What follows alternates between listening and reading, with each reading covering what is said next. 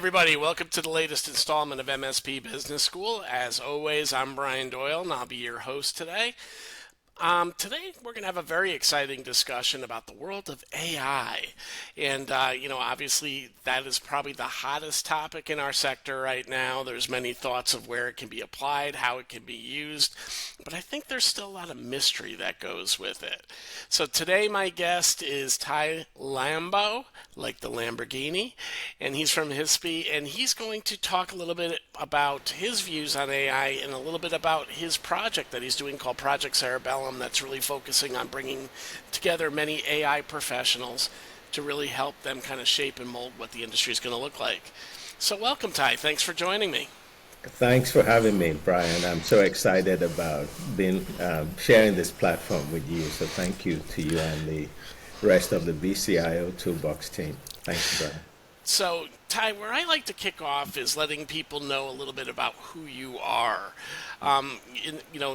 You are actually outside the MSP community for the most part, so I think it's really important that you kind of share with folks who you are, kind of a little bit about your background, and then we'll get into what you're doing today.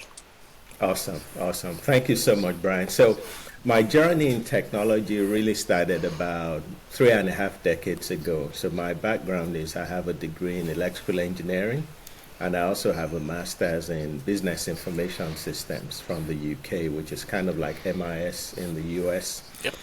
But I really started my journey as an IT manager, working for a mailing house, pretty much a direct mailing company called Best Mailing Services, funnily enough, back in the 90s in the UK. And I was the IT manager. I was the front line, first line, second line, third line, everything. I was a one-man. Sounds a little bit like early stage MSP life, jack of all trades, master of none. Absolutely. And I always half jokingly say, I started at the top and my career just went downhill after that. But I became a consultant within a year, and I started providing consulting services to some of the big names in the UK, as well as government agencies, and then moved to Atlanta with my young family at the time. Both our daughters are grown now, in 2002, so about 23 years ago. But I actually had an experience in 2001 that shaped moving to the US, which I'm going to share towards the end of later on in the podcast. But my experience in information security is close to 3 decades. I actually started out my career as an ethical hacker. And that's pretty much how I got into the industry. And it was almost by accident. But I've done the very technical side of things, and then I've done really more the C-suite, taking the cybersecurity mission, translating it to the overall mission and vision of the organization, and making sure they're aligned. So these days, apart from running HISP, which is a nonprofit, I also do virtual CISO work. So I work with a lot of small, medium-sized businesses, specifically within the defense industrial base, to help them achieve what I call gold standard security, typically CMMC, without breaking the bank. Yeah. And that's a big one, not breaking the bank. CMMC is definitely impacting the DIB quite a bit, right? Because it really now is cascading down to even some of the smallest vendors. And it is a happy balance of, can I get to CMMC within the confines of my existing contract, right? And Yes. making that happen. Right. And there's something called the False Claims Act, which gives it teeth as well, because if you lie about your posture, potentially about your level of compliance, it could actually come back and bite you. So a lot of small, medium-sized businesses are really worried about that. And we've actually seen cases where whistleblowers, typically former employees, have reported their past, former employer for making false claims on terms of the DFARS 7012, which is now DFARS 7021 compliance, which obviously is now CMMC 2.0 level 1 to 3. So it's something that is keeping a lot of small, medium-sized businesses up at night because it's now the deadline was November 10 was when it became effective. So it's been 5, 6 years of hurry, wait. Now it's here. Like it's Yep. finally here. Yeah.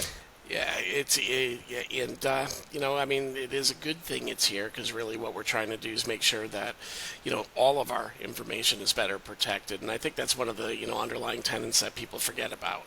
Cybersecurity is meant to benefit us all, and it's meant to ensure that the things that you consider most near and dear to your heart, whether they're personally based and personally identifiable or work based, are protected, right? And we want to make sure that those that are in custody, in that chain of custody, are doing the same things that we would like to do or are doing ourselves.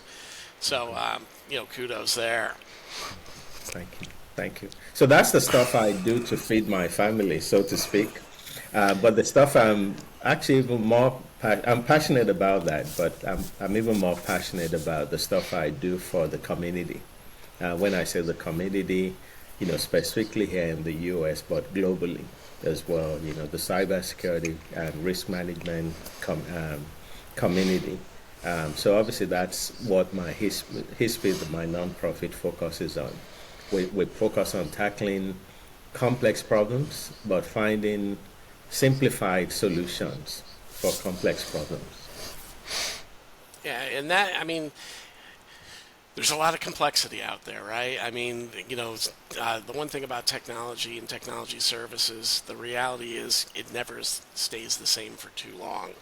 It's a continuing wave every 3 to 5 or 5 to 7, however you want to look at it, years. It seems like the paradigm shifts.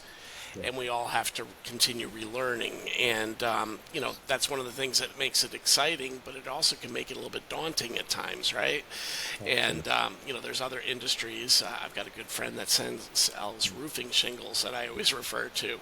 Now, they've gotten better. They last longer, but there's not a whole lot of roofing shingle emergencies that happen in the middle of the night, right? So, when we look at technology, it definitely continues onward. And, now we're on in the real AI implementation age. I think most folks have gotten past that stage of what is it, how can it benefit me, and now it's how can I make this useful and where can I implement it, and that's going to open up a lot of new doors for both opportunity but also security concerns. What are some of your thoughts there? Wow, what that's very profound. I mean, everything you said just really resonates with me, Brian. I feel, I always say, when I'm talking to an organization, it's like, where do you want to be in terms of innovation? Do you want to be at the leading edge? Do you want to be at the bleeding edge? Or do you prefer to be a laggard, which is pretty much the last to adopt anything? Which, good luck with that, these days, especially with AI.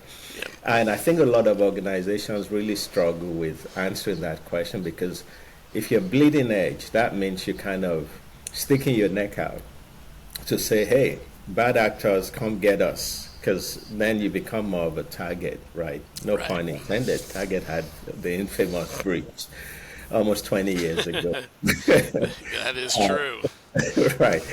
So it's like, where do you really want to be? So I think it all depends on your risk appetite as well as your risk tolerance. And even once you've determined where you are, let's say low, medium, high, let's just make it simple.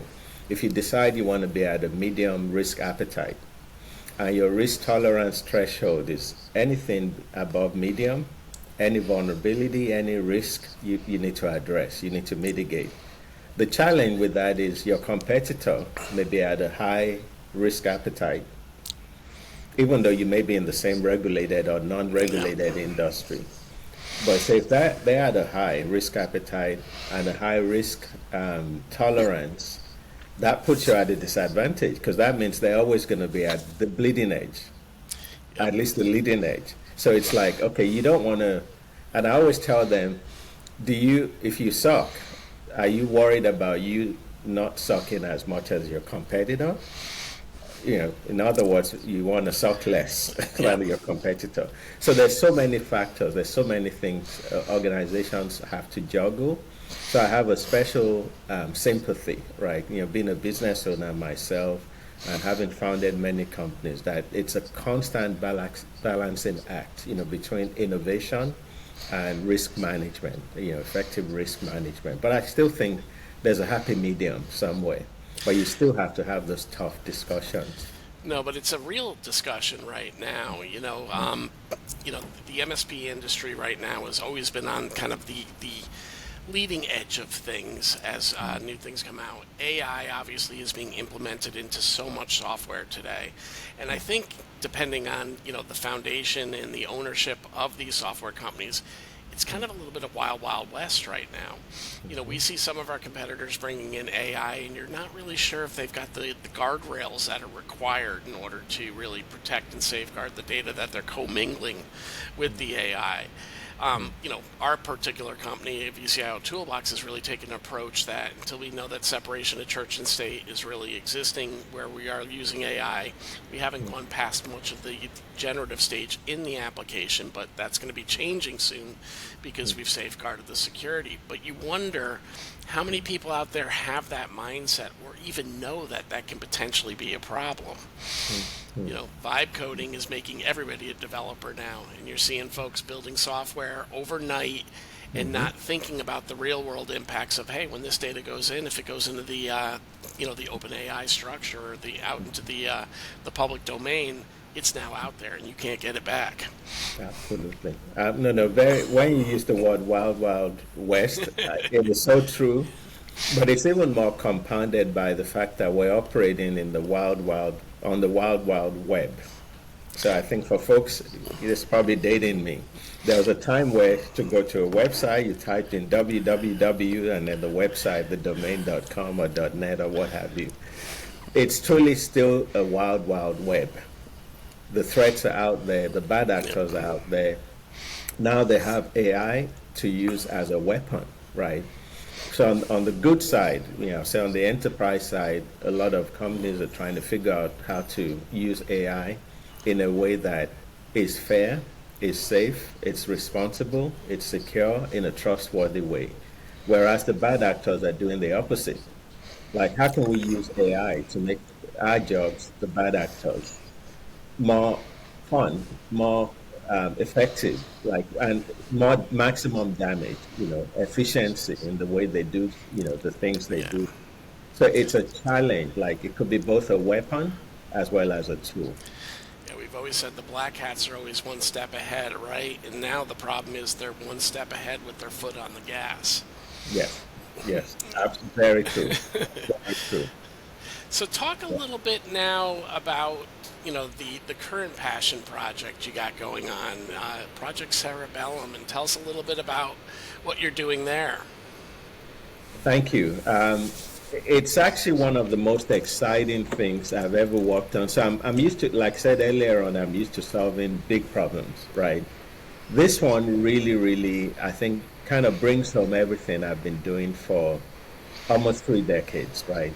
So just give you a little bit of history. And if you go to the website, projectcerebellum.com, cerebellum is the brains behind our brains. So it's the one that gives us balance. And you're going to read about how I came up with that name, specifically Project Cerebellum. But effectively what we're about, our vision is providing effective guardrails for safe, secure, responsible, trustworthy AI use cases. So notice I didn't say AI LLMs or algorithm, use cases. So the whole idea is everybody has a use case for AI. Everybody. Yep. Yeah. It could be my dad, my 80-plus-year-old dad, or my 70-plus-year-old mom that wants to use ChatGPT or Gemini or any other, LLM out there. They have a use case. The use case could be as simple as, I just want to research. My dad actually said he used, I think he used the Google AI to research me. I said, Dad, did you find anything new? He goes, it's pretty consistent with what I already knew about you. but I mean, I never thought there would be a time. I mean, I always thought my dad could Google me anytime. So I have to make sure that the stuff that shows up anytime I'm Googled actually is clean, right? And there's nothing dodgy, right? But to think that my dad would actually say, okay, let me see what, this AI LLM is saying about my son, that's a use case, right? So for him, it's probably more out of curiosity Like, let's see what he's up to. Let's see what, because it's very hard for him to keep up with what I'm doing. But there's nothing malicious. It's just fun stuff for him. Yep. And he did the same thing with my other siblings. And I have a particular sibling who he couldn't find much, but she's intentionally not on LinkedIn, not on, I think she's on other social media, but not on LinkedIn. So the AI platform didn't find much on her, right? So everybody has a use case, whether it's, 80 plus year old dad or an enterprise where you have a CIO or CEO that wants to achieve a particular goal. So the goal could be efficiency, could be effectiveness, could be more profitability. The goal could be, I want to replace all my employees with AI. Good luck. Yeah. I think everybody is so worried about that, and I think it's just like every other wave of technology. It's Right. not going to eliminate jobs, it's going to change how we do our jobs. It's a tool. It's Yeah. it's not meant to be a replacement. So it's meant to serve us. So that's a good segue to our mission. So our mission is to be the foremost thought leader and advocate for enabling and harmonizing best practices, standards, and framework for AI ecosystem. So what does that mean in a nutshell? It means we want to take the best of breed, the ISO standards, the NIST standards, the EU regulations, the White House executive order on AI, the previous administration and the current one. We want to look at state laws. Texas, surprisingly, but others are telling me I shouldn't be too surprised because of Texas kind of leadership when it comes to cybersecurity as a state.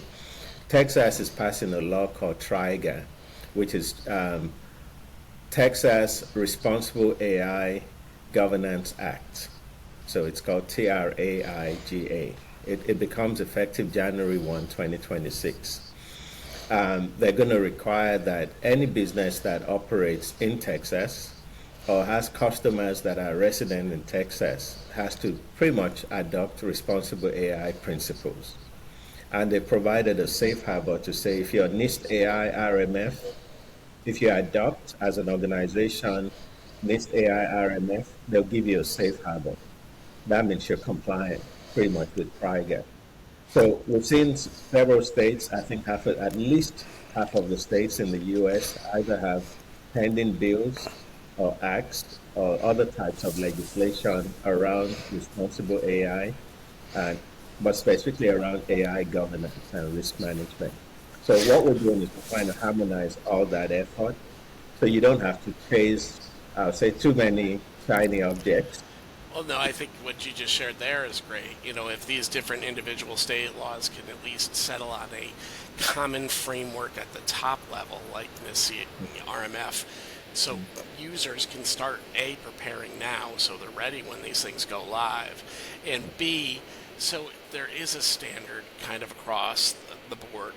We've seen that on the privacy side be challenging. Different states have different levels of privacy considerations, and it makes it very difficult for folks that are working at a national level to really make sure they're maintaining that. You really start looking for the lowest common denominator, right? And say if I can hit that one, then I should be okay across the others. Absolutely. I mean, Brian, you're so spot on. We kind of saw this coming when we started the think tank about 2.5 years ago. We started April 2023. And we kind of waited for the AI hype to kind of settle a little bit because that whole thing started in 2021, 2022. Yep. So in 2023, we started the think tank and we were thinking about what do we use as kind of the baseline for our trusted AI model, which is pretty much a framework around controls and control objectives and responsible AI principles, and then we have all the crosswalk to all the different standards and laws, etc. And so we settled on NIST AI RMF, which is still is 1.0, right? Yep. And I'm so glad we did that because now that's becoming almost like that baseline that a lot of the states are saying, okay, if you follow that and you use that to do some sort of risk assessment or health check, you're good, right? It doesn't mean you're 100% compliant, but you at least use that as kind of where you want to be, from a maturity standpoint to manage AI risk. So the beauty of that is in the absence of a federal law, And we've been waiting for a federal law around privacy for how long? I Yeah. mean, we have HIPAA, but that's all healthcare. But just have one that applies to PII and breach disclosure. Obviously, the SEC jumped in, but that only applies to like publicly traded companies. So, in the absence of a federal law, harmonizing all the different state laws just makes sense, especially if we can leverage something that is already taxpayer funded, which is the NIST AI RMF, which is obviously NIST is part of the Department of Commerce, I believe. So it's like no point reinventing the wheel, but I'm so glad that we kind of took that approach 2.5 years ago, because that also then means that our model is actually even more relevant today than it was Yeah. 2.5 years ago. So let's Yeah. talk a little bit about some of the things that you're building over at Project Cerebellum. You know, while NIST RMF is certainly kind of the over-architecture or kind of over-guiding principle, there's a lot of things that you've been developing with that think tank that might be valuable to some of our listeners out there today. Awesome. Thank you so much. So we have a few, I'll say maybe two major work products, right? One is the trusted AI model itself, which is a spreadsheet, it's community sponsored, funded, it's all volunteers. And so it's pretty much open source. So you can just go to the website and you can access, we created a community tool for free where instead of, you can download the spreadsheet, that's fine. But if you actually want to run an assessment, I mean, we all probably know that doing an assessment using a spreadsheet is like 1980. It's so good. Whole reason I exist out there. Yeah, it's just not fun. If you want to get a headache, then yeah, try using a spreadsheet to do an assessment for anything more than 10 controls. So there are 72 controls within this AI RMF, which is kind of our baseline, with about 30 crosswalk. So instead of using that spreadsheet, you can actually sign up for our Tame Score platform, which is pretty much a self-assessment platform. And you can get, in less than an hour, you could actually do an assessment against 20 of the 72 controls. So there are 72 controls in total, but 20 of them would map to real-world AI incidents. So if you think about the lawyer, that got disbarred because they used ChatGPT, to cite, it cited a case law that never existed. They initially, the judge ruled in their favor, and then they found out the case law didn't exist, and then they actually undid their ruling, they reversed their ruling, and then the lawyer got disbarred. So that's one example of an AI incident where you had an unintended consequence of using a generative AI platform like ChatGPT. Yep. So with all those incidents to real world, like controls, real world incidents, and we come up with 20 controls. So in less than an hour, you could do an assessment on your use case, not on the LLM, not on the AI platform or Gen AI platform, but specifically for your use of that platform. And you could get a score. And based on your score and your maturity, it's going to tell you what your AI incident probability looks like. So in less than an hour, anyone using an AI platform can pretty much do that for their use case. The other thing you can do is you can now share that report with your stakeholders through the platform. So it's a SaaS platform, so you could confidentially share it with them. There's full access control. Right. Typically, login is through Microsoft and Google. So we don't store any of the credentials. We just have an API call or single sign-on call, to those platforms. So that's the Tame Score platform. But we also now have workshops. We're kicking off our first inaugural workshop next week, Friday, where we've created an assessor program where if you really want to become very, very competent in using not only the trusted AI model framework, but the tool, we actually have a workshop where we do a simulation. So you actually have the opportunity not only to do a deep dive into at least the 20 controls and the crosswalk, etc. I'm going to be presenting that, but then we have labs, a hands-on lab where you'd be part of a group where you'd actually use, guess what, wait for this, an LLM of your choice to say, okay, what does that platform have in place. So you pretty much getting Gen AI to answer those questions like the company would answer those questions. And then based on the answer, you can plug it into our platform and you can come up with a rating for that particular, That's awesome. yeah. Yeah. Good stuff. All right. Well, we're getting near the end of our time, Ty. So I want to open up the floor for you if you've got any closing thoughts you want to share. While you're doing that, listeners, I'll be posting up. If you're watching on YouTube, you'll be able to get Ty's LinkedIn link as well. So you can reach out to him, ask any questions you have. I'll put back up the Project Cerebellum links as well, so you can go in there and see the scoring models and research a little bit deeper. But I want to pass the torch back to you and just ask if you've got any closing thoughts that you want to share before we wrap up for today. Thank you so much, Brian. So I mentioned my call to action during, in 2001. So in 2001, I took a 2-week break from being a consultant, and I came to Atlanta on September 1, I think September 1 or 2, 2001. And I was planning to take my CISSP exam on September 16th. Halfway through my studying, 9/11 happened. Yeah. I was looking at those dates here, and that was going to be part of the story. That was pretty scary. We were expecting our second child. My wife wanted me back home to London on the next flight. Obviously, all the flights were grounded. Yep. And that pretty much became my call to action for us to relocate from the US, from the UK, to the US, to Atlanta. So from London to Atlanta. So I don't think we can afford a 9/11 type incident for AI, right? So what I would really implore everyone to do is every time you think about using AI, think through the use case.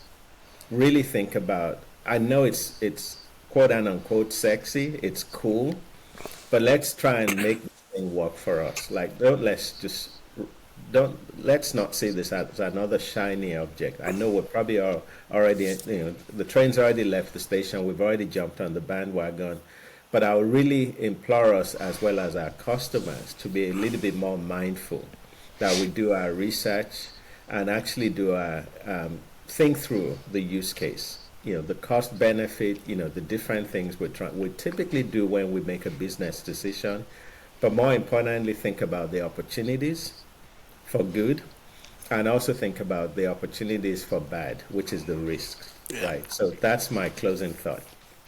Awesome. Well, thank you, Ty. I think you shared a lot today for people to consider as they start looking at really how to integrate their, AI into their, here in the MSP community, really into their offerings. They're the ones that are kind of sharing with the customer where AI might fit within their businesses and bringing the tools that they require to life. So, if you think about some of the ethical responsibilities that we all have as a community to safeguard data and keep that tenant in our heads as we're making these recommendations to our customers, we should all do much better together. And if you want to look at ways to kind of set yourself up for success, definitely reach out, look at the materials over at Project Cerebellum, get in touch with Ty, and he'll be able to steer you in the right direction.